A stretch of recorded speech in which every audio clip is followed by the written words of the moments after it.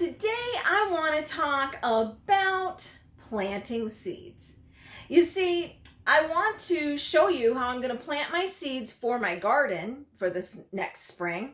But I also want to talk about just planting seeds in our life, because every action that we take is a step towards something that will happen in our life. So we are planting seeds all the time, whether it is setting a goal or whether it is actually just an action that we take, a decision that we make.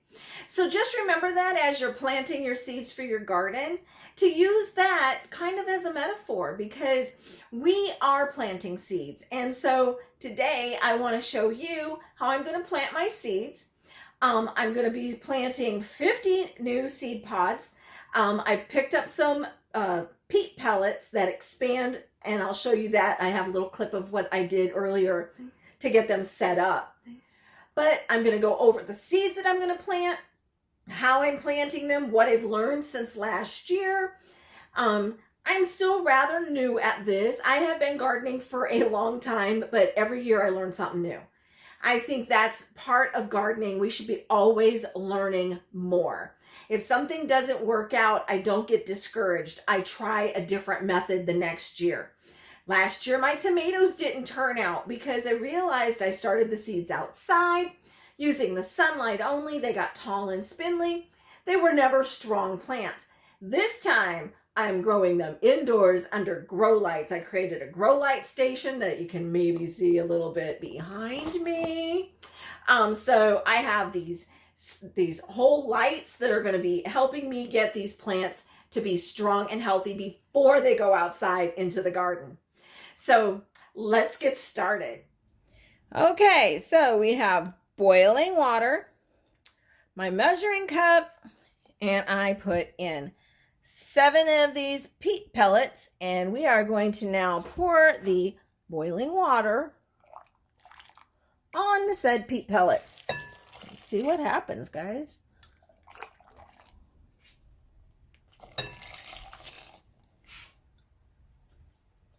Not sure how much to use. I've never done this before.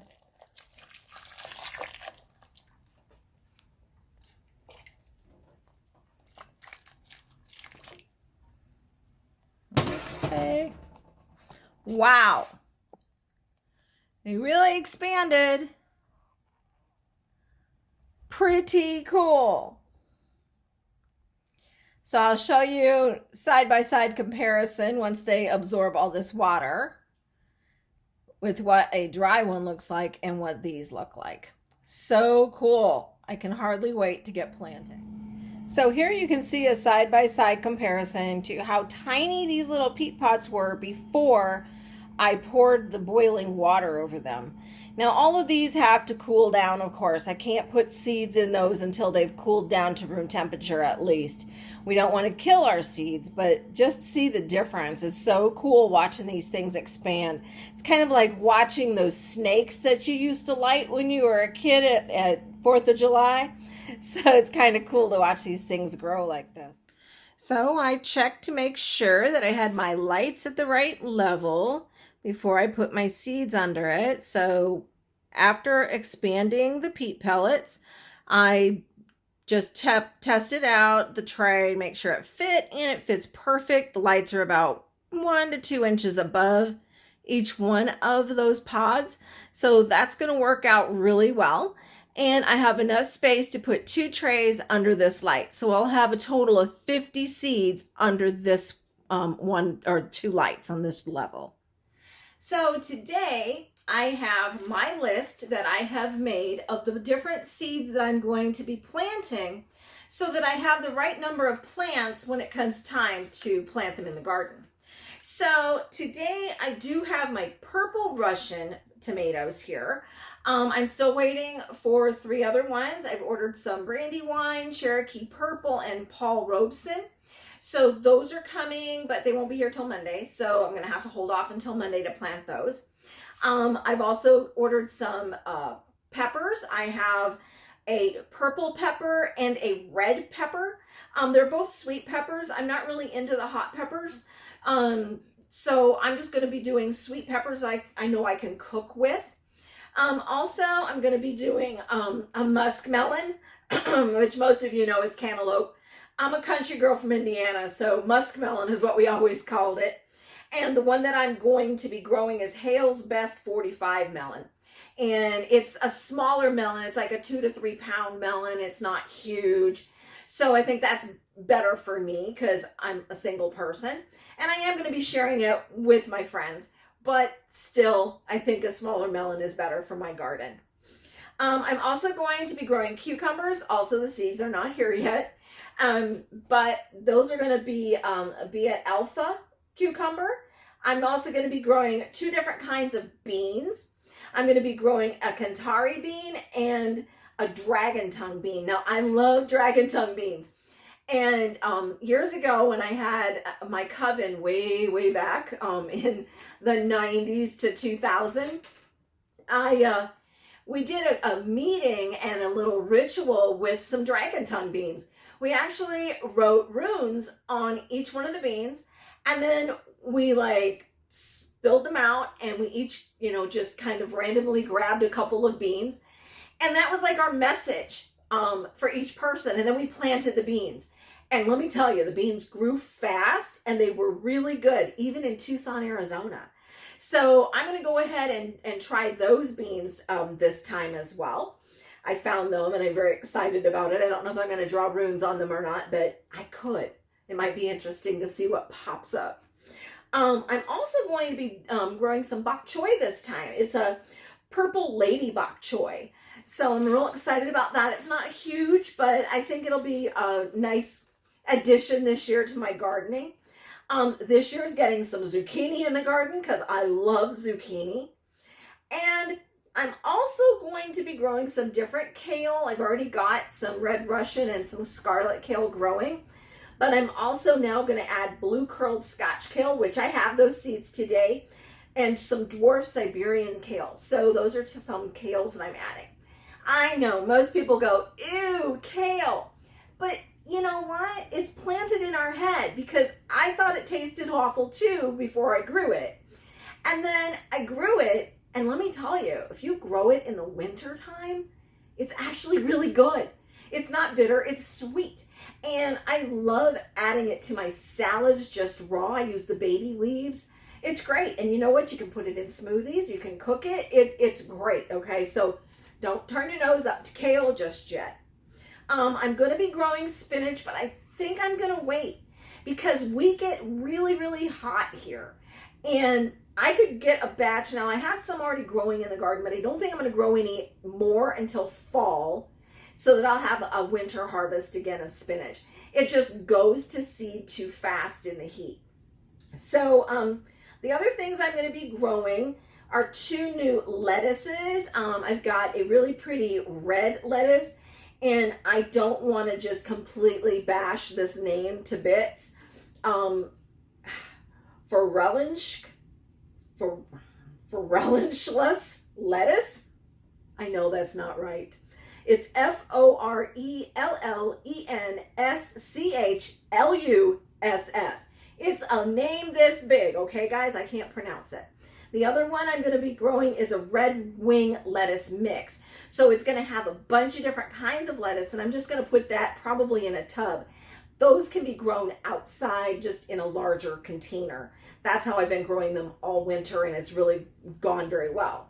Now, I'm adding flowers this time. I want to bring in pollinators. So I'm going to be growing some sunflowers. I have a Crimson Queen sunflower that I got, and a Purple Prince zinnia. I always loved Prince. I couldn't help myself, and they're purple. So what are you going to do, right? You had to get those. Now, the herbs that I'm going to grow this year, of course, more basil. And yes, I got more kinds. I'm going to grow more of my holy basil. I have been gifted from one of my seed orders, dark purple opal basil, which I had it on my wish list, and Baker's Creek sent it as one of my free gifts. I was so excited about it. Also, blue spice. I've not grown that one before. We're going to see how that goes. And a beautiful cardinal basil, and they're known for their flowers. So flowers attract pollinators, and that's what we want. So I'm going to grow those as well. So the basils, I'm also going to be growing some more broadleaf sage. And what else am I going to grow? Oh yes, one of my favorites. Pink dandelions. Number one, dandelion leaves, edible, flowers, beautiful, and they attract pollinators. So I'm going to plant those too. Now, the other thing that we're going to get this year into the garden are some chives. I have Chinese and I have just common chives. Chives also have beautiful flowers on them. Once again, pollinators. And what else? Oh, probably more some other type of basil as well. But that's what I've got so far that I'm going to be planting. I also picked up a lemon, an organic lemon last night. So I want to try my hand at growing a lemon tree. So let's get started. I'm going to show you how I'm going to be using these peat pots. I'll just hold one up for you. These things are so cool. They come about yay big and really tiny and all dried out, and you pour boiling water over them and voila, now you have the perfect starting pot for your seeds. And I'm going to show you how I'm going to do that now.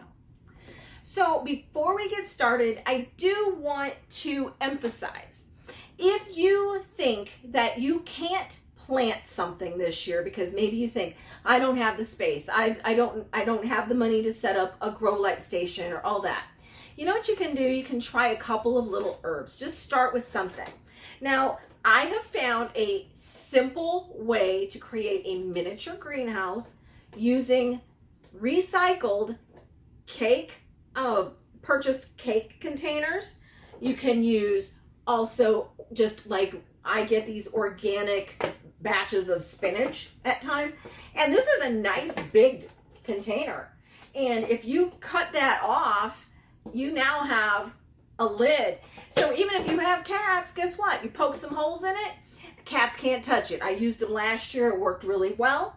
I just wished I had better lighting. However, you don't need to buy expensive lights, guys. Look, I got this light fixture for $10 at Walmart. You can buy just a regular, you can get a grow light like I did here, but you can also just get any kind of a light that's going to give you the right amount of lumens. Lumens and Kelvin. Now, my lights that I picked up here, those lights have 6,500 Kelvin per bulb. That is like equivalent to daylight outside, bright daylight. So I don't have to worry about having grow lights with the red and blue together or anything like that.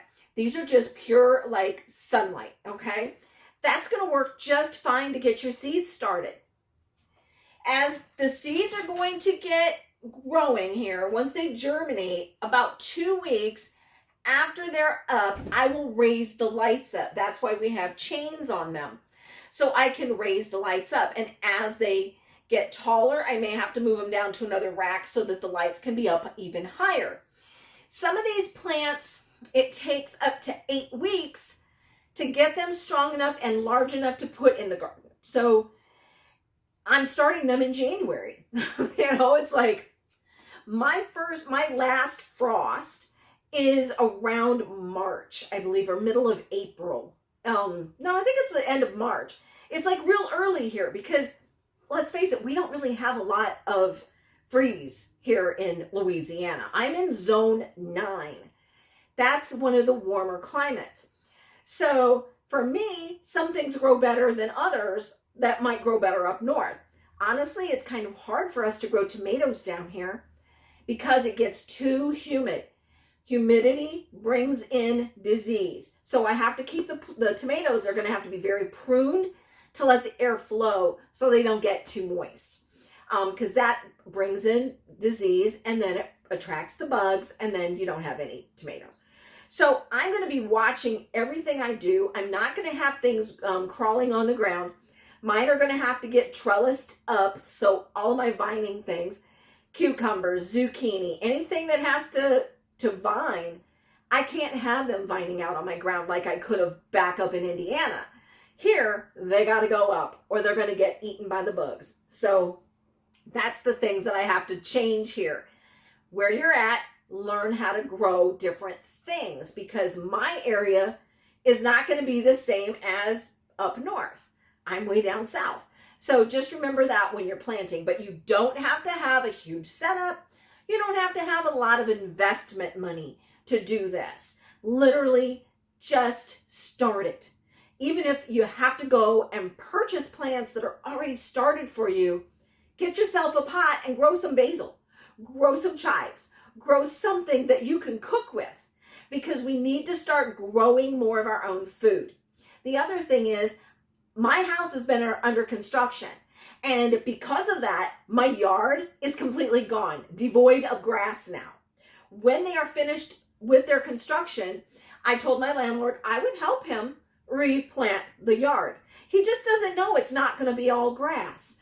I'm going to be planting things like red clover and thyme and oregano and mint.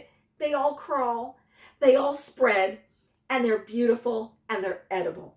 So you don't have to have grass. You could grow right in your yard, guys. Make yourself an edible yard, okay? But there's lots of different ideas, but just get started. That's the main thing. Just start. If you don't start, you never accomplish anything. Okay, so I want to show you. So these are the seeds for the purple Russian tomatoes. So it's very simple rule of thumb. As large as your seeds are, you plant them twice as deep as they are big, okay? So these seeds, as you can see, are pretty tiny. So I'm going to make a small indent here, and I'm only going to put in 2 seeds. The reason we do that is we don't want them to be too overplanted. So I'm going to kind of spread them out too. I don't want them on top of each other. So I'm going to plant one there and one there. Now, I'm just going to take this stick and kind of move the dirt over the top of those. We just want them to be covered, remember, as deep as they are large. So, put it in there. If I can get it in there. Maybe. My stick wants to hold on to the poor little thing. And that's that. So, it's going to be just fine. I'm going to only plant 2 of these pods with these tomato seeds. The reason being is if you plant too many seeds and too many plants, and I want to try some different types of plants, that makes it a little difficult. So I don't have that much room in my garden. These were oops, and I just dropped that seed. That is not a good thing. We do not want to waste seeds. So put that one in there. It is the first time I've used these peat pots to grow plants. So I am giving it a try. People swear by them. They think they're really great. So, but those are my tomatoes right there. So the other thing I want to make sure that I do is I'm going to need to put something here to label each seed. So I came up with an idea using some old stickers that I had from my old walking tour company to make labels so that I can keep track of what seeds I planted in which peat pod. So I put purple Russian tomatoes. I grabbed a plastic fork, and I'm going to stick that like right between these, I think. And that way I will know what is planted right there. So now I'm moving on to planting some chives, and they are also really tiny little seeds. So I'm still only going to plant like 2 or 3 per pod, and I think I'm only going to do 2 pods of each one of those. So let's get started with that. I got 3 seeds here. I'm going to open this up just a little bit so I can actually see it.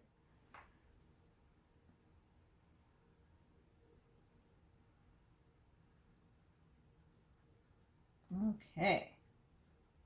Now the nice thing with chives, it's one of those plants that even if you plant it a little heavy, you can still plant them together. They're okay. They're not going to choke each other out as easily.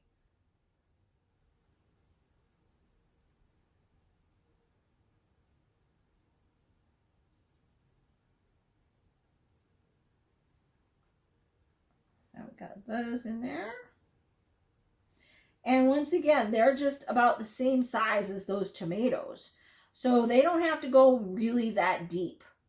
You always want to remember that these little guys, as they grow, they're going to be reaching for the light. Now, you don't want them to run out of energy as they're doing that. So that's why you can't plant them too deep, because if you do, they'll run out of steam and they won't make it to the top. So these two pods are chives, and I found I have to break the fork a little bit because we don't want it to overshadow the plants.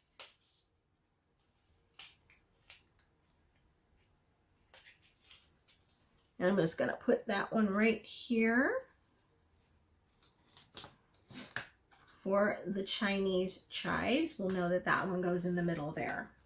So I'm going to continue to do this, and I'll come back in a few minutes once all the seeds are planted. So I wanted to show you the seeds for the sunflowers. This is not your giant sunflowers. These are going to be a medium-sized sunflower. Let's see, they grow to a height, what's it say? 3 to 5 inches are the flowers, and they can grow up to 6 feet tall. So they're not giants, because some giants can grow up to 12 or 15 feet tall. But I'm going to plant some of these inside, and then I'm going to be planting them outside along my fence come spring. I'm going to do 5 pods here, and I'm going to put 2 seeds per pod. You plant these a 1/2 inch deep, it says. They are about a 1/4 inch long. So I just wanted to show you the different sizes of the different seeds. So let's go ahead and get some of those in here. Now I'm just going to poke them in and then use the stick to poke them down further.